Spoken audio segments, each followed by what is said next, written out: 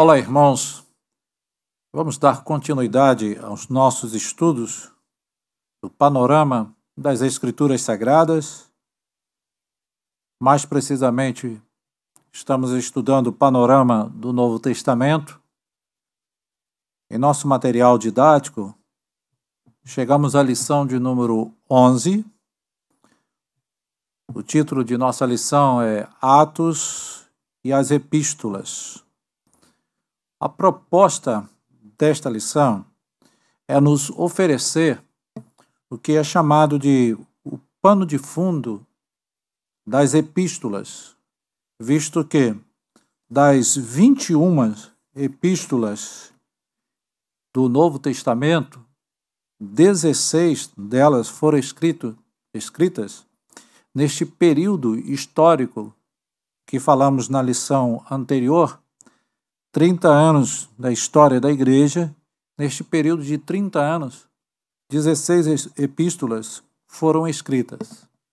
A nossa proposta não é entrar em questionamentos de datas ou questionamentos se as epístolas, alguma delas foram escritas ou não neste período, devido algumas críticas que são feitas, mas estamos assumindo, e talvez com uma variação de alguns anos, um pouco antes ou um pouco depois, podemos variar de conceitos ou de divisão, mas a proposta é esta: olharmos as epístolas em Atos.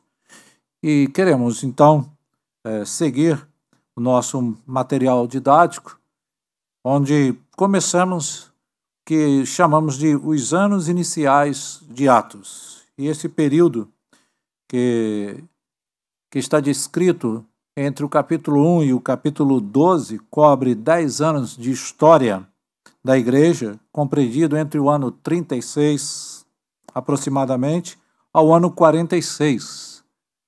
Então, esses 10 primeiros anos estão nos 12 primeiros capítulos de Atos, e nós podemos ver de uma forma, então, panorâmica, só breves apontamentos. Repito, a proposta é, ao final, nós termos uma noção das epístolas, das cartas que foram escritas dentro deste período de 30 anos do livro de Atos, o período de história que o livro de Atos cobre. Então, os 10 primeiros anos, nós temos a aparição e a ascensão de Cristo, então a aparição do Cristo ressurreto e a ascensão. Isso nós encontramos em Atos, capítulo 1, do verso 1 ao verso 11.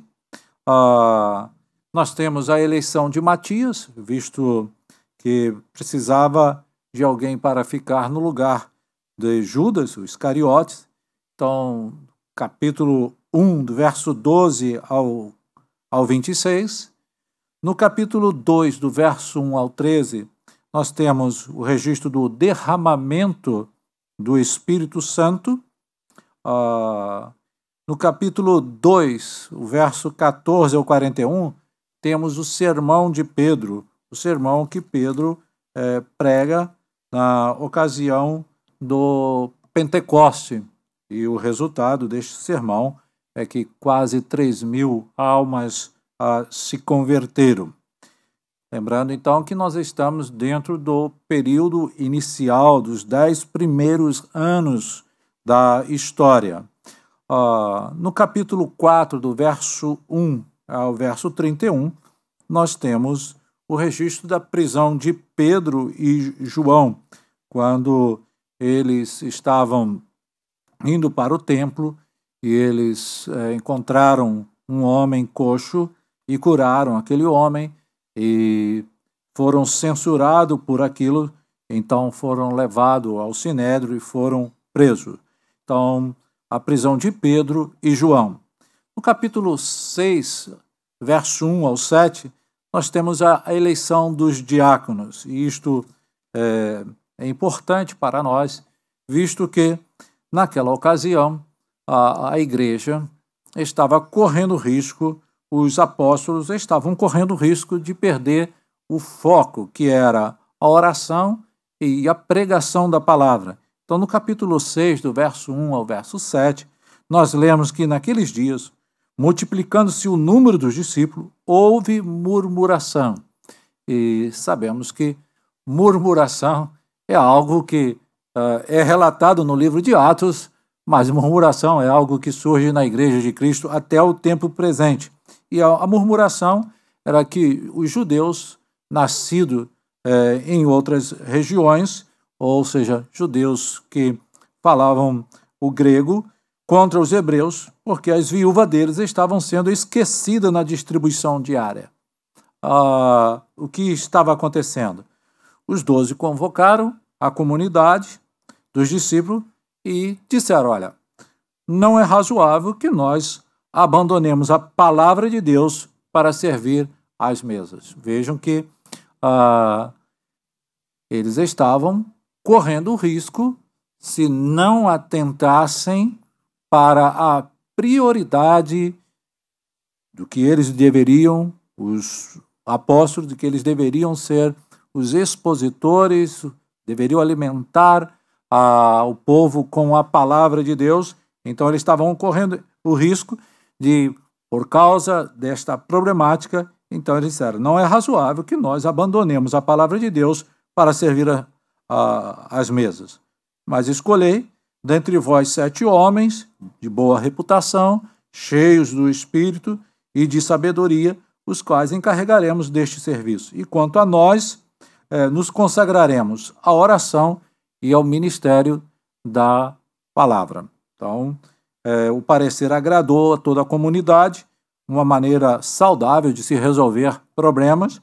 O parecer agradou a comunidade, elegeram Estevão, o homem cheio de fé e do Espírito Santo, elegeram Filipe, Prócoro, Nicanor, Timão, Pármenas, Nicolau, o prosélito de Antioquia, apresentaram-se perante o apóstolo e este, orando, lhe impuseram a mão.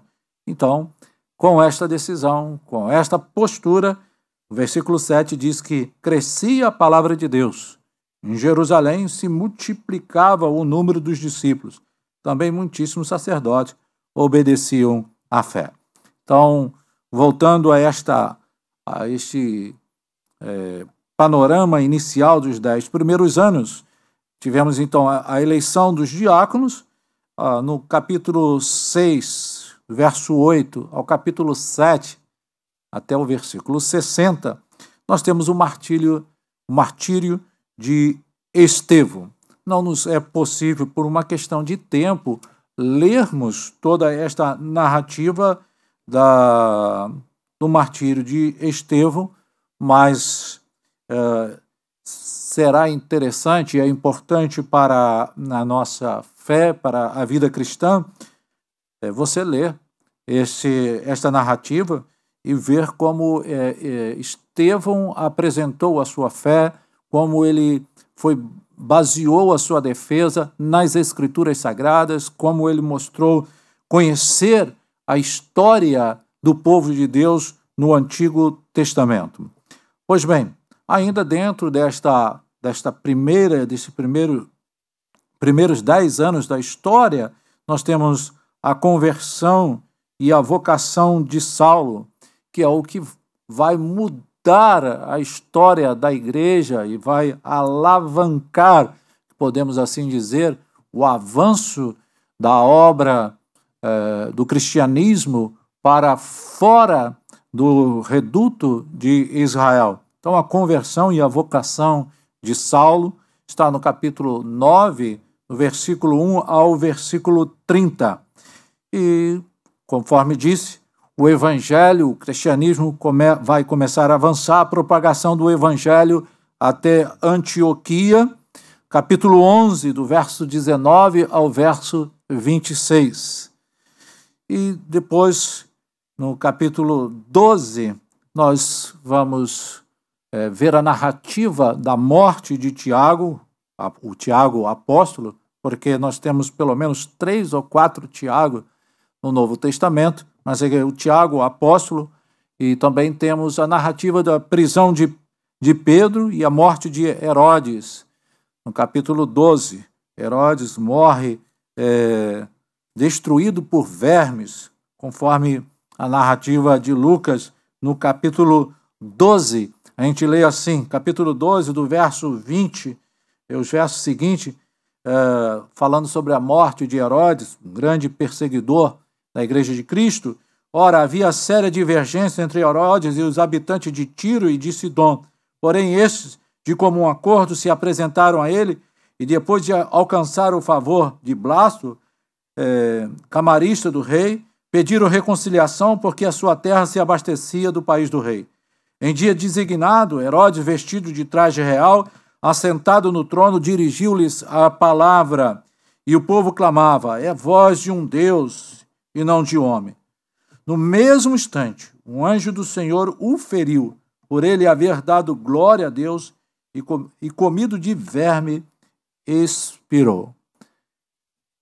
O verso 24 diz, olha, entretanto, apesar de todas essas coisas, a palavra do Senhor crescia e se multiplicava. É nesse intervalo, irmãos, desses primeiros 10 anos, é que foi escrita a carta ou a epístola de Tiago. Tente acompanhar esse raciocínio até o final. Qual é a proposta deste panorama agora? É mostrar o pano de fundo do escrito das epístolas, 16 delas. Então, está aí a primeira epístola a ser escrita neste período, a epístola de Tiago. Pois bem, a partir daí, nós vamos encontrar as narrativas das viagens missionárias, que falamos as viagens missionárias de Paulo. E a primeira viagem missionária de Paulo, que durou aproximadamente 2 anos, entre o ano 46 e o ano 48, nós vamos encontrar essa narrativa a partir de Atos capítulo 13.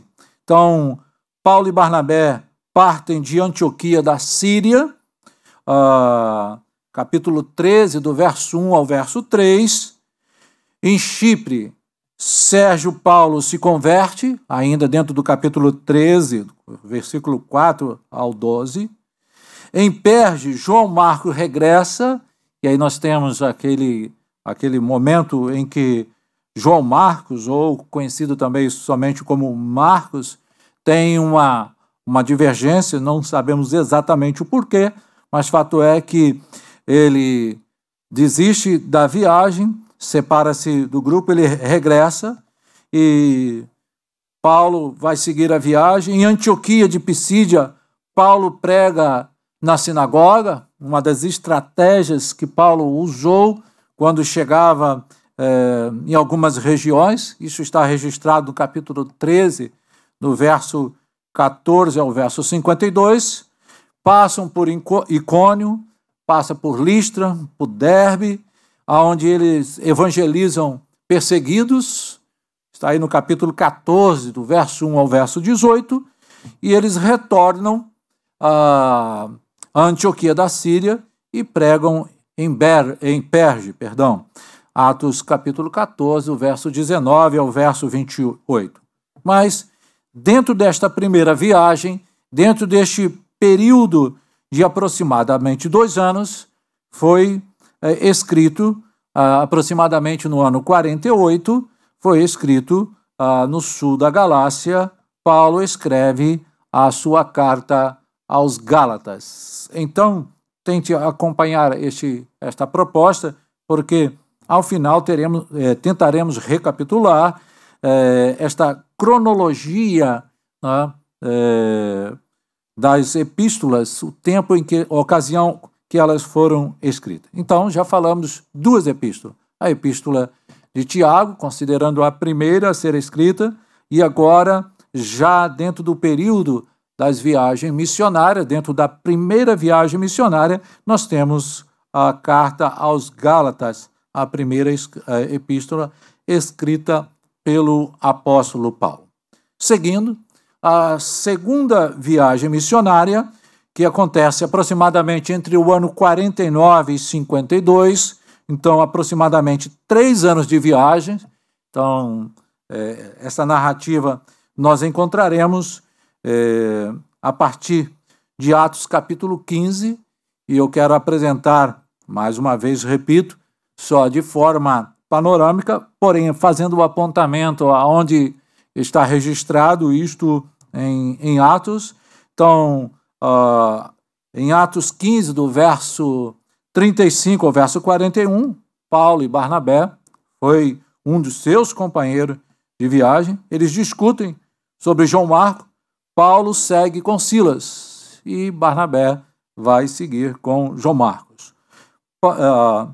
Paulo e Silas seguem pelo sul da Galácia, e lá eles encontram e conhecem, escolhem o jovem Timóteo. Isso nós encontramos em Atos 16, do verso 1 ao verso 5. Eles seguem, e em Troade, Paulo tem uma visão. E nesta visão, ele ouve dizer: passa a Macedônia e ajuda-nos. Então, em Troade, Paulo tem uma visão. Atos 16, do verso 6 ao verso 10, está registrado, e ele segue. Seguindo a sua segunda viagem missionária, eles chegam a Filipos. E Filipos ali, eles encontram com Lídia.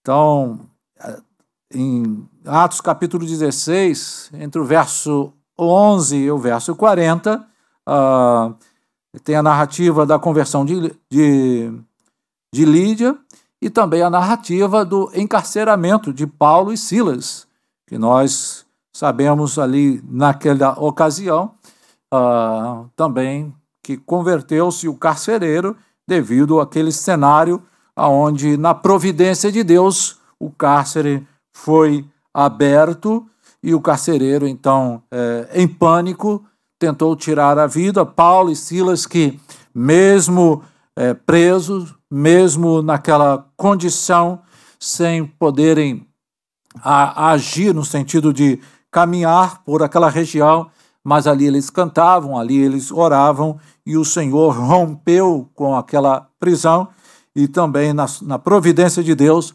houve a conversão do próprio carcereiro. Seguindo viagem, eles em Tessalônica chegam à casa de Jasson, o anfitrião de Paulo, e ali ele é atacado. Então, isso está registrado em Atos 17, do verso 1 ao verso 9. Em Bereia, Paulo discursa no Areópago, e ali Paulo faz um discurso no berço filosófico. Paulo faz um discurso onde uns ouvem e recebem, outros ouvem e diz que em outra ocasião queria ouvi-lo novamente, e outros simplesmente rejeitam aquele discurso.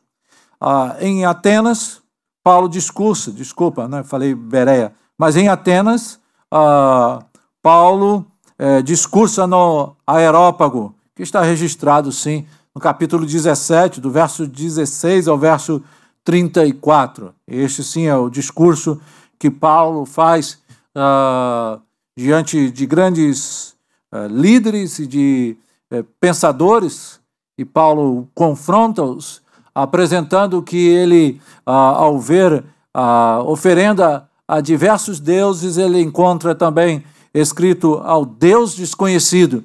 E a partir deste ponto é que ele diz: é este Deus desconhecido, é deste Deus que eu vos anuncio. Pois bem, saindo então de Atenas, em Corinto, Paulo permanece com Priscila e Áquila, que foram cooperadores e também acolhedores de Paulo. Isso está registrado no capítulo 18, do verso 1 ao verso 17. Uma vez saindo de Corinto, ele regressa para Antioquia da Síria, indo para Cencreia. Isso está do capítulo 18, do verso 18 ao verso 21. Mas onde queremos chegar ao fazer esta narrativa panorâmica e muito breve da segunda viagem missionária de Paulo? É que neste período, Paulo escreve suas cartas aos Tessalonicenses. Então, repetindo, estamos mostrando a vocês o pano de fundo de algumas epístolas escritas neste período de Atos, neste período da história da igreja, neste período de 30 anos aproximadamente. Seguindo para a conhecida terceira viagem missionária de Paulo, e esta viagem perdurou mais ou menos 4 anos de viagem, o período do ano 52 a 56 aproximadamente, depois de Cristo, começando em Atos capítulo 18, o versículo 23, até Atos capítulo 21, o versículo 17. Então, Paulo viaja ao longo da Galácia, da Frígia, ele chega em Éfeso, ele faz a preparação de Apolo e de vários discípulos. Ali mesmo ele vai dizer que ficou um longo tempo, Atos capítulo 18, do versículo 24 até Atos 19, o verso 41, Paulo ele se delonga por um longo tempo ali em Éfeso, ele prepara homens, prepara líderes ali, e depois ele segue viagem pela Macedônia até a Grécia. Isso também sinaliza para nós como o evangelho ele vai se expandindo pela Ásia Menor, ele sobe para a Europa e avança. O evangelho então vai se expandindo. Então a viagem de Paulo à Macedônia até a Grécia e depois o retorno dele pela Macedônia, isso está em Atos 20, do verso 1 ao verso 5. Em Troade, Paulo se alonga na pregação, e aí tem a narrativa do Eutico, que cai da janela.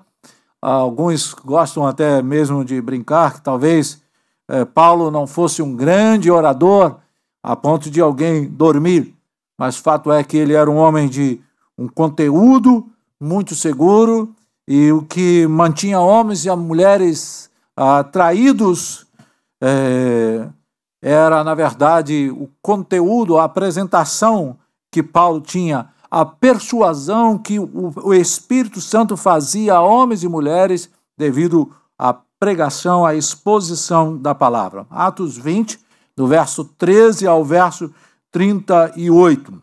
Pois bem, em seguida Paulo segue para Cesareia, Atos 21, do verso 1 ao verso 14, e finalmente, o final desta terceira viagem em Jerusalém, que está em Atos 21, do verso 15 ao verso 17.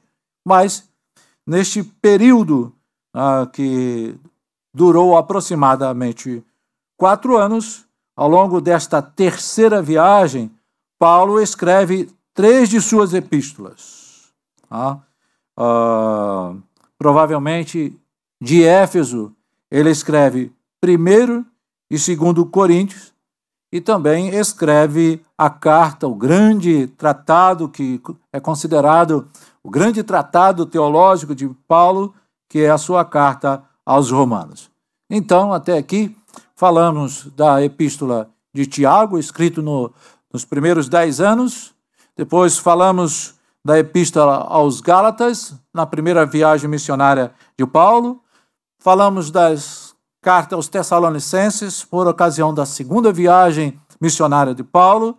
Agora, na terceira viagem missionária de Paulo, falamos de 1º e 2º Coríntios e também falamos da carta aos Romanos. Indo para os anos finais do registro de Atos, então nós vamos encontrar, nesses anos finais de Atos, a primeira prisão de Paulo em Roma, entre o ano 59 e o ano 61, mais ou menos 2 anos. Atos 21, do versículo 27 ao capítulo 16, capítulo 26, o verso 32, mostra que em Jerusalém, Paulo foi preso, ficou encarcerado em Cesareia, depois foi levado em prisão para Roma. Esta viagem, a narrativa nos mostra que ela foi extremamente difícil, foi extremamente turbulenta. Os viajantes passaram por uma grande tempestade, naufragaram no mar Mediterrâneo antes de chegar a Roma. De Roma, preso aproximadamente entre os anos 59 e 61, Paulo escreve. Então, se eu e você temos 4 cartas que nós hoje podemos desfrutar, podemos aprender com elas. 4 cartas, elas foram escritas justamente neste período, chamada Cartas da Prisão. São elas: Efésios, Filipenses, Colossenses e Filemão. Então, se temos a carta aos Efésios, que também temos um grande tratado teológico sobre a vida cristã, sobre doutrinas extremamente ricas, doutrinas da salvação, doutrinas da graça, um grande tratado em Efésios, mas também temos as suas aplicações para o cotidiano, as suas aplicações para maridos, as suas aplicações para mulheres, aplicações para os filhos, aplicações para os senhores, aplicações para os servos. A carta aos Efésios não é somente uma carta de cunho teológico. Paulo, ele faz isto tanto escrevendo para os Efésios como escrevendo aos Colossenses. Ele mostra que doutrina tem a ver também com a vida prática. Então, depois de ele apresentar a doutrina, ele linka isto, ele atrela isto ao cotidiano. Ele faz muito bem isto aos Efésios, nos seus primeiros 4 capítulos, e nos 2 capítulos finais ele aplica essas doutrinas, então, à vida cotidiana. É da prisão que ele escreve aos Filipenses. E a carta aos Filipenses é uma carta onde nós conhecemos como a carta da alegria. Paulo mostra o seu contentamento com aqueles irmãos. Paulo mostra o seu contentamento com aquilo que ele, Paulo, é para o Evangelho, aquilo que ele é como cooperador do Evangelho. É aos Filipenses que nós encontramos Paulo mostrando o seu contentamento com aquilo que ele recebe da parte do Senhor. Ele está plenamente satisfeito com aquilo que o Senhor é para ele. O Senhor, para Paulo, ele é tudo para ele. Então, ele vai dizer aos Filipenses: aprendi a estar contente. É por isso que ele vai nos dizer também aos Filipenses: posso todas as coisas naquele que me fortalece. Então, lembrando que esta é uma carta escrita da prisão, como também a carta aos Colossenses, uma carta que nós temos como grande consideração devido ao seu grande conteúdo cristológico. Então, a riqueza cristológica de Colossenses, onde Paulo vai dizer: Cristo é tudo para mim, Cristo é tudo em nós. Esta carta é escrita no contexto da prisão. E por que friso isto? Paulo, ele está preso, mas a palavra não está presa. Nós vamos observar a providência de Deus. Enquanto ele está preso, é o recurso que Deus utiliza para que ele, Paulo, possa também escrever. E aí nós temos, repito, Efésios, Filipenses, Colossenses e Filemão.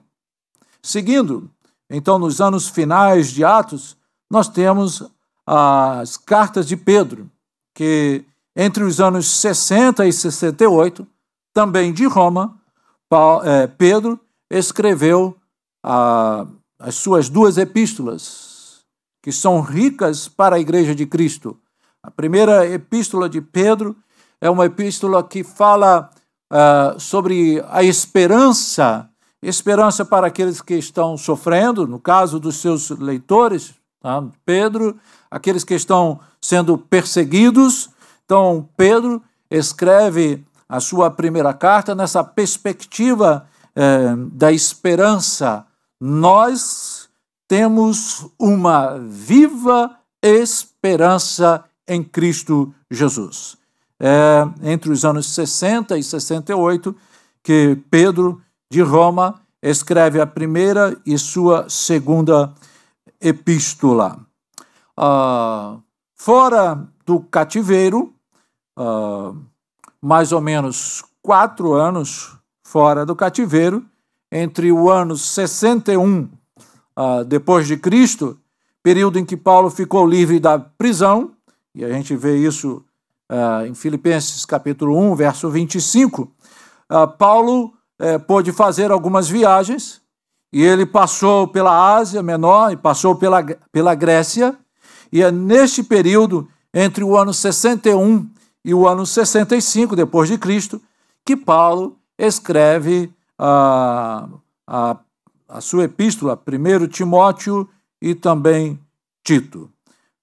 Recapitulando, nestes anos finais de Atos, nós temos então o pano de fundo para Efésios, Filipenses, Colossenses, Filemão, 1 Pedro, 2 Pedro, 1 Timóteo, Tito e, finalmente, na última prisão de Paulo, entre o ano 65 e 68, são datas aproximadas, mais ou menos 3 anos, 65 depois de Cristo, Paulo foi preso e julgado, e foi de Roma, nesse período, que ele escreve sua última carta, que é 2 Timóteo. Então, a tradição descreve essa prisão como a última na vida de Paulo.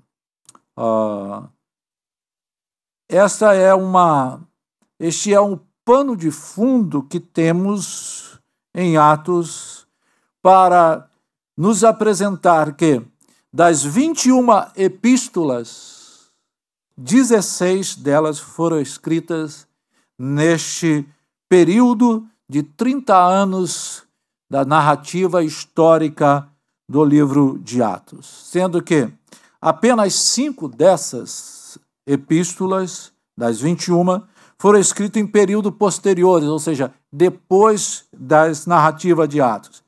A epístola de Hebreus, Judas, 1º, 2º e 3º João, que é escrito, então, depois deste período da narrativa de Atos.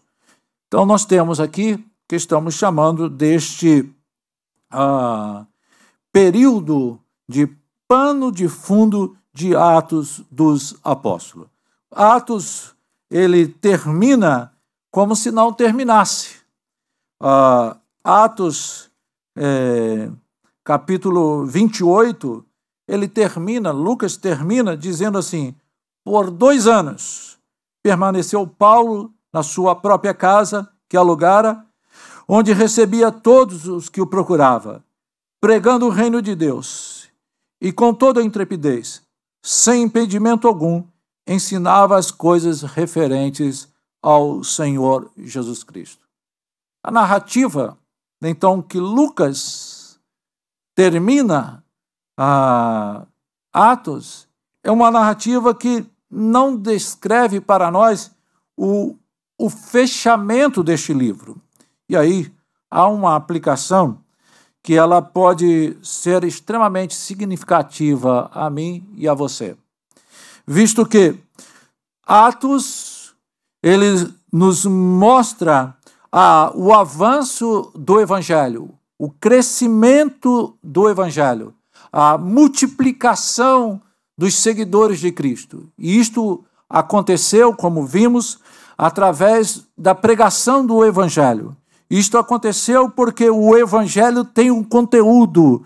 O conteúdo do Evangelho é Jesus Cristo. O conteúdo do Evangelho é Jesus Cristo que morreu. O conteúdo do Evangelho é Jesus Cristo que foi sepultado.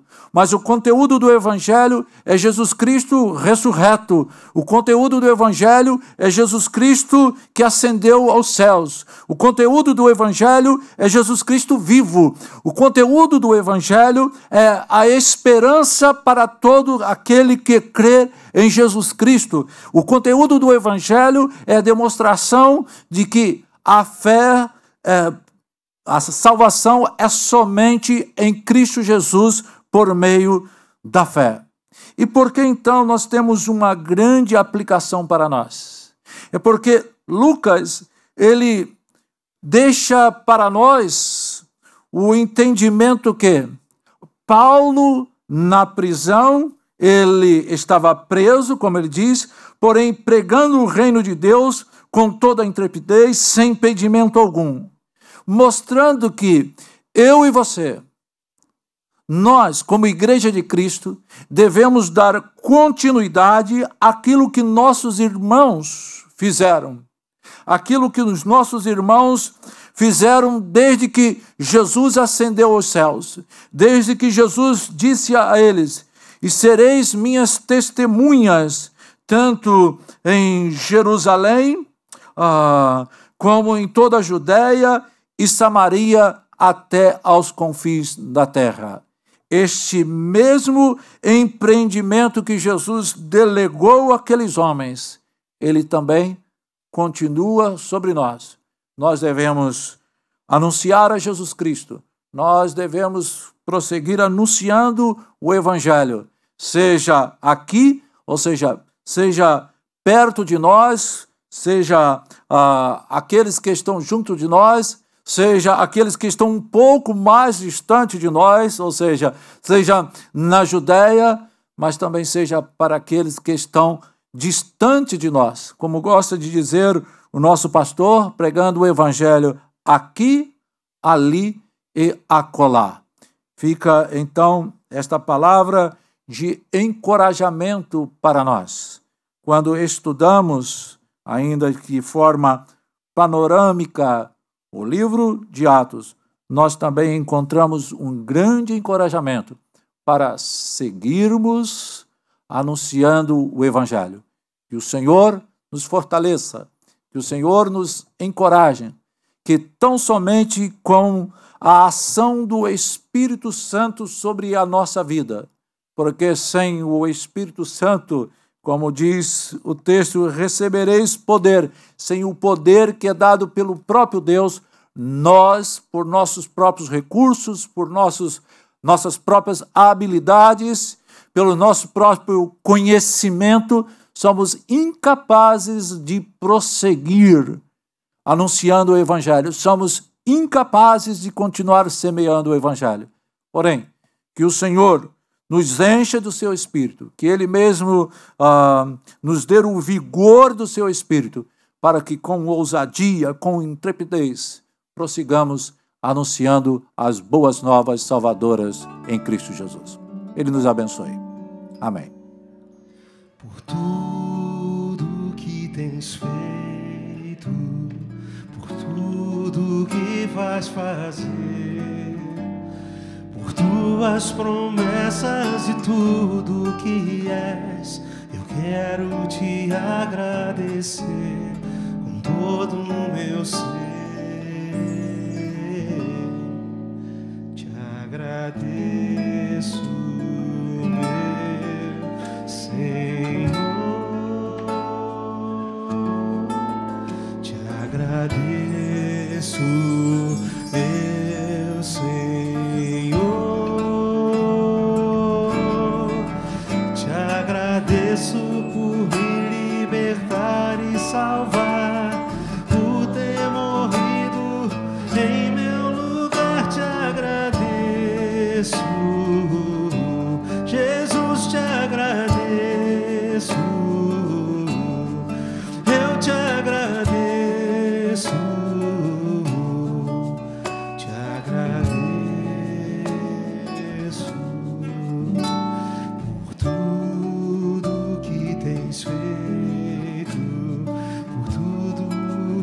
vais fazer, por tuas promessas e tudo que és. Eu quero te agradecer com todo o meu ser. E aí? Te agradeço, meu Senhor. Te agradeço, meu Senhor. Te agradeço por me libertar e salvar, por ter morrido em meu lugar. Te agradeço.